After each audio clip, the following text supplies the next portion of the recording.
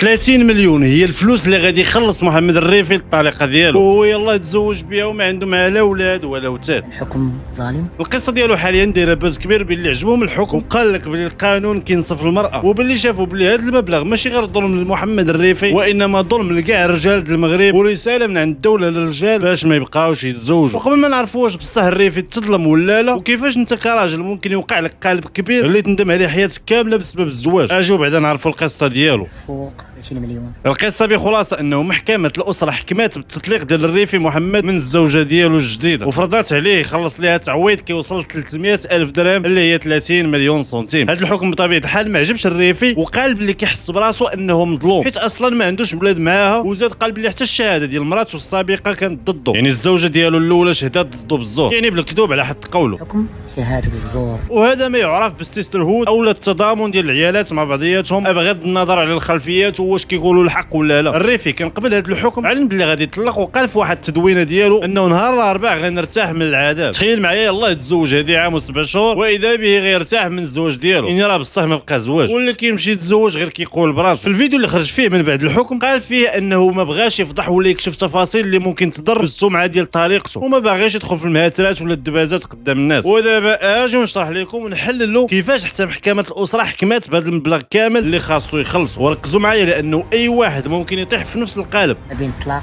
وما بين نفقه وما بين فلوس التزيين لابون.